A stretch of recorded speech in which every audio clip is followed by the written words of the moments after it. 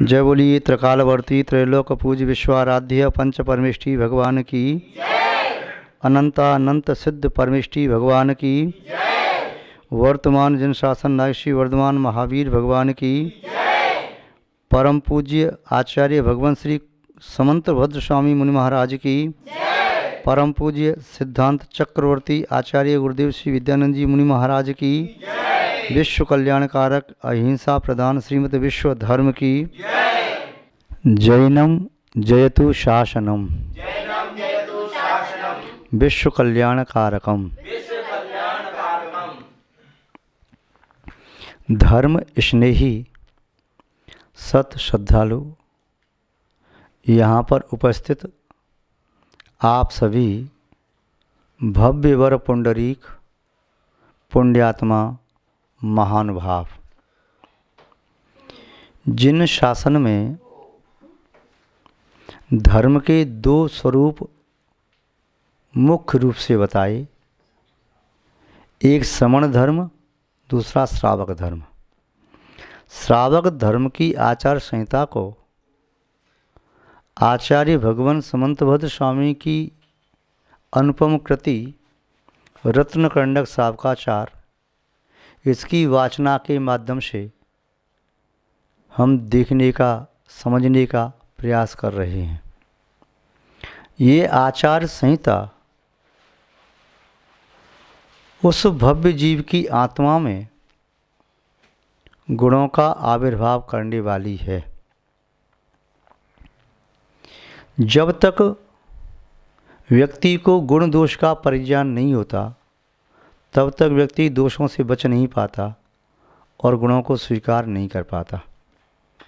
जैसा आपने छेड़ालाकार की पंक्ति पढ़ी होंगी, सुनी होंगी, विन जानेते दोष गुणन को कैसे तजिए गइए। बिना ज्ञान के दोषों का परिहार और गुणों का आहरण प्राप्ति ग्रहण करना संभव नहीं है। रत्नकंडक श्रावकाचार की वाचना करते हुए 10 कारिकाएँ देखीं। प्रारंभ में मंगलाचरण करने के उपरांत संकल्प वाक्य, धर्म का स्वरूप, सम्यक्त्व का लक्षण,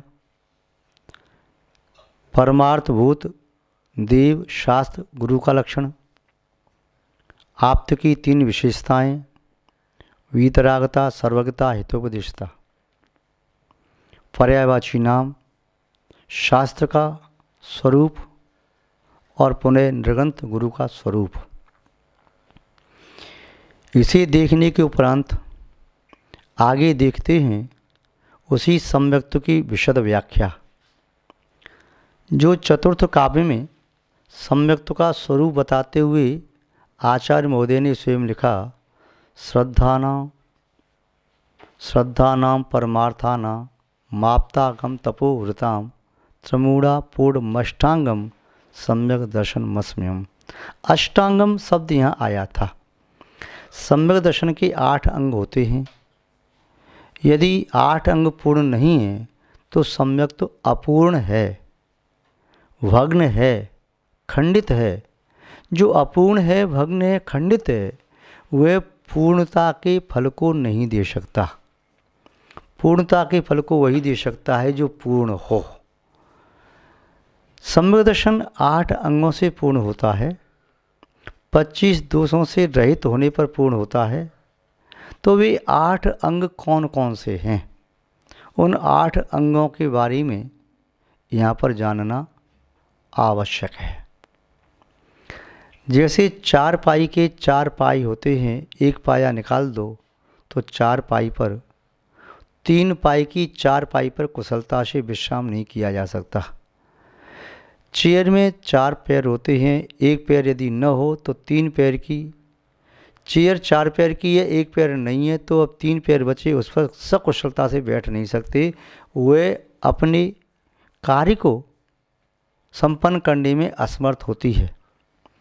ऐसे ही सम्यक दर्शन 8 अंग से सहित होता है तो वह सम्यक तो पूर्ण होता है, सम्यक ज्ञान के अविनाभावी होता हुआ चारित्र को प्रकट करने में, वृद्धिंगत करने में और पुनः परंपरा से मोक्ष को प्राप्त करने में समर्थ होता है। बिना सम्यक्त्व के सम्यक ज्ञान नहीं होता, बिना सम्यक्त्व के सम्यक चारित्र नहीं होता, बिना सम्यक्त्व के सम्यक वैराग्य नहीं होता, बिना सम्यक्त्व के सम्यक तप नहीं होता, बिना सम्यक्त्व के मोक्ष मार्ग की यात्रा की कल्पना भी नहीं की जा सकती। सम्यक दर्शन मोक्ष मार्ग का एक अंश है। ये धर्म का अंश है, पूर्ण धर्म नहीं है। पूर्ण धर्म है सम्यक दर्शन, सम्यक ज्ञान, सम्यक चारित्र। तो यह सम्यक दर्शन को भी पूर्ण समझ लें पहले, तब तो फिर पूर्ण मोक्ष मार्ग को प्राप्त करें, पूर्ण धर्म को प्राप्त करें। तो 8 अंग आवश्यक हैं। जैसे मानव शरीर में 8 अंग होते हैं, 2 पैर, 2 हाथ, कमर, पृष्ठभाग, रीढ़ की हड्डी, हृदय और उत्तमांग यानी शिर, आनन। ये 8 हैं। 8 में से एक कम हो तो व्यक्ति पूर्ण नहीं होता और किसी भी यथेष्ट कार्य को करने में समर्थ नहीं हो पाता। तो यहाँ निशंकित अंग का अर्थ क्या है, इसे यहाँ बताते हैं आचार्य महोदय अपने ही शब्दों में। इदमेवे दशमेव तत्वं नान्यन्न चान्यथा इत्यकंपाय सांबोवत सन्मार्गे संशयारुचि। आचार्य महोदय कह रहे हैं इद मेवे, तो इदम एव, ईदृशम एव। इदम माने यह, एव माने ही, यह ही है। ईदृशम एव, ऐसा ही है। क्या? तत्व। जो तत्व का स्वरूप बताया वह तत्व ऐसा ही है, न अन्यत, अन्य प्रकार से नहीं है। च और न अन्यथा, अन्यथा भी नहीं है। इति इस प्रकार, अकंपाय चंचलता से रहित, अडिग अचल, आयस लोह से बना हुआ कोई अस्त्र, अंबोवत उस पर चढ़ा हुआ पानी। यदि किसी तलवार पर, कुल्हाड़ी पर, फरसा पर, हंसिए पर, किसी पर जब पानी चढ़ जाता है तो लोहा बड़ा मजबूत हो जाता है। गर्म किया, उसको पीट करके फिर सब पानी चढ़ाया, फिर गर्म किया, फिर पानी चढ़ाया, फिर गर्म किया, वो पानी सूखता जाता है, सूखता जाता है तो लोहा बहुत कड़क हो जाता है। उसमें नम्रता नहीं होती, बहुत कड़क हो जाता, बहुत कड़क। अब कहीं उसे प्रहार करें तो टूट तो सकता है किंतु झुक नहीं सकता। जिसने बहुत मार खाई हो, बहुत तपा हो तो कड़क हो जाता है, फिर वह झुकता नहीं है, उसमें कठोरपन आ जाता है, काठिन्यता आ जाती है। तो ऐसे ही वो लोहा बार बार तपता है, बार बार तपता है, बार बार पिटता है तो वह बड़ा कठोर हो जाता है। तो कह रहे हैं सन्मार्ग में, समीचीन मार्ग में, असंशया रुचि। असंशय रुचि कौन सी कहलाती है? संशय से रुचि यानी निशंकित रुचि, निशंकित सम्यक्त, वही कहलाती है जब तत्व के प्रति ये दृढ़ श्रद्धान हो जाए कि तत्व इस ही प्रकार है, ऐसा ही है, यही है, अन्य नहीं है, अन्यथा नहीं है। तो यहाँ कौन से तत्व लिए? आचार्य महोदय ने 3 तत्व लिए। वीतरागी जिनेन्द्र देव, अनेकांश से समन्वित द्वादशांग वाणी शास्त्र और नृगंत गुरु। वीतरागी भगवान का जो स्वरूप कहा उसमें शंका नहीं करना, संदेह नहीं करना, संशय नहीं करना, कोई शक नहीं करना। वीतरागी भगवान ये वास्तव में इन्होंने मोक्ष प्राप्त किया कि नहीं किया, जिनके जिनबिंब की हम पूजा कर रहे हैं वास्तव में अनंत का जिनबिंब है या नहीं, इसमें किसी सूर्य आचार्य ने सही प्रकार से सूर्य मंत्र दिया या अन्य प्रकार से दिया, या इसका नाप पैमाना सही है कि गलत है, या भगवान की मूर्ति की पूजा करने से फल मिलेगा नहीं मिलेगा, क्या मोक्ष का दूसरा कोई मार्ग नहीं हो सकता, क्या वीतरागता के बिना कल्याण नहीं हो सकता। तो वीतराग देव में शंका नहीं करना प्रथम तत्व, उनके द्वारा उपदिष्ट शास्त्रों में शंका नहीं करना द्वितीय तत्व, और उनके मार्ग पर चलने वाले नगंत गुरुओं में शंका नहीं करना तृतीय तत्व।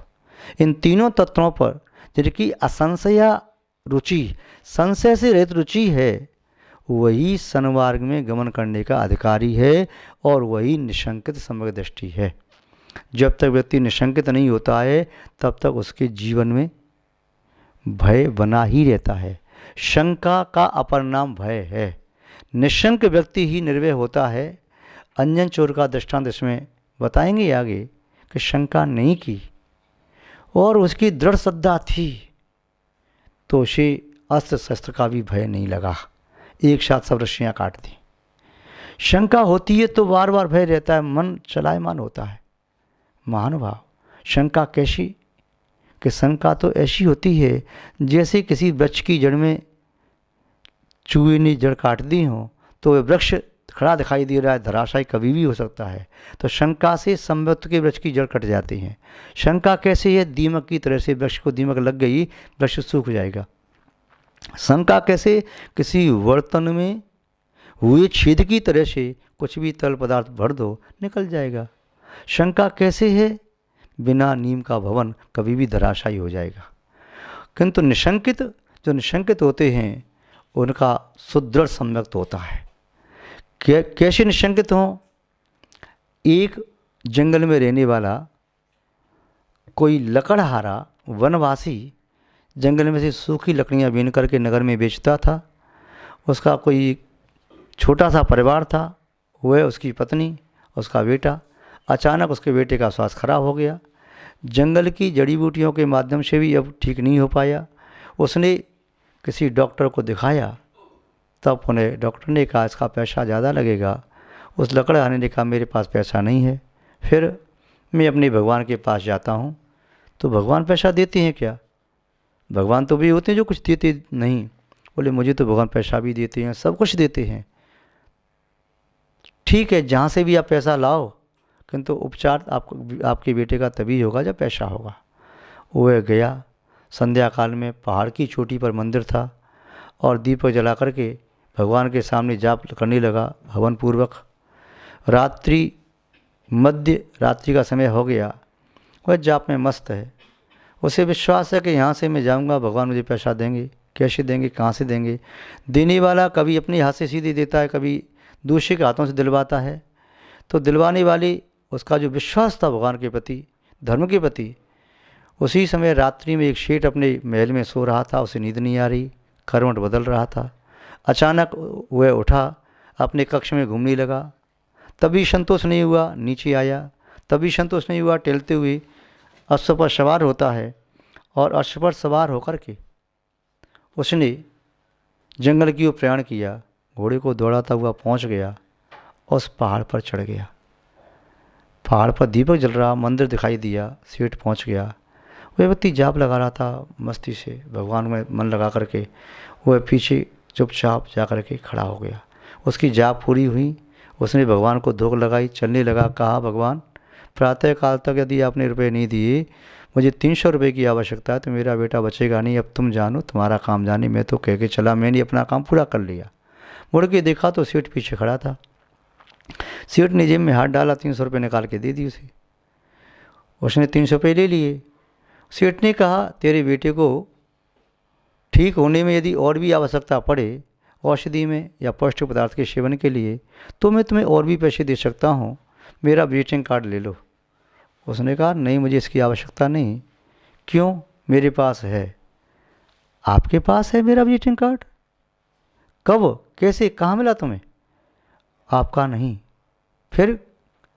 जिसने आपको आधी रात्रि में यहाँ पर जंगल में पहाड़ के ऊपर मंदिर में जिसने भेजा है, उसका मेरे पास विजिटिंग कार्ड है, फ़ोन नंबर है, सब कुछ है। कौन है वे?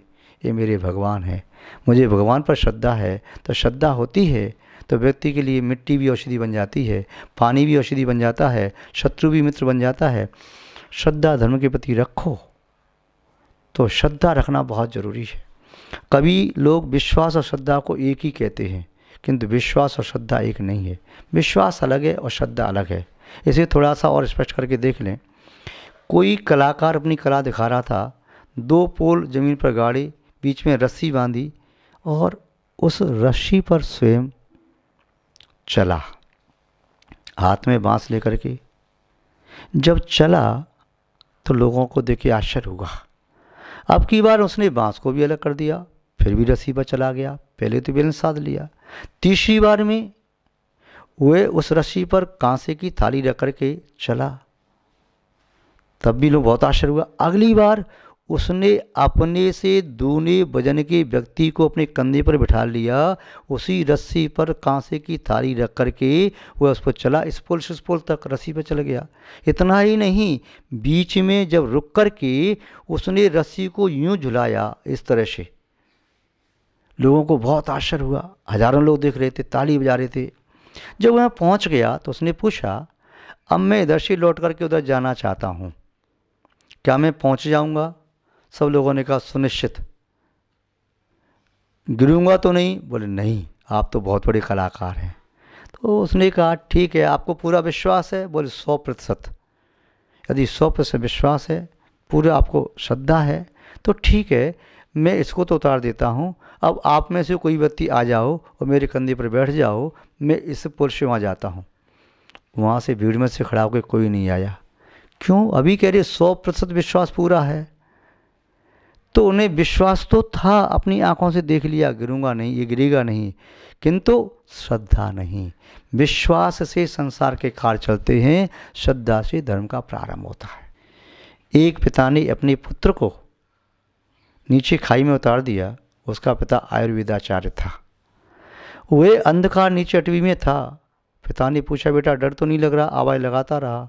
बाद में बेटे को रस्सी के माध्यम से ऊपर भी खींच लिया, बेटे को गले लगा लिया, रोने लगा, बेटा तुम इतनी अंधेरे में, कांटे, कांच, कंकड़, पत्थर, बिच्छू, सांप वहाँ पर होंगे, तुम कैसे रहे? बेटे ने एक उत्तर दिया, पिताजी मुझे डर किस बात का, जब मेरी रस्सी आपके हाथ में थी। ऐसे ही धर्मात्मा सम्यक दृष्टि वह सोचता है, जब मेरे पास धर्म है, सम्यक दर्शन है, सम्यक ज्ञान, सम्यक चारित्र है, मेरे पास वीतरागी देव, अनेकांतयुक्त जिनवाणी और निरंतर गुरु हैं, तो फिर संशय और शंका किस बात की हो सकती है? ऐसा व्यक्ति ही धर्म के क्षेत्र में गमन करने में समर्थ होता है। आप सब अपने सम्यक्त्व को निशंकित बनाएं। इन्हीं सद्भावनाओं के साथ हम अपनी शब्द श्रृंखला को विराम देते हैं। जय बोलिए श्री शांतनाथ भगवान की, परम पूज्य आचार्य गुरुदेव श्री विद्यानंद जी महाराज की, अहिंसामय विश्व धर्म की, जैनम जयतु शासनम, विश्व कल्याण कारकम।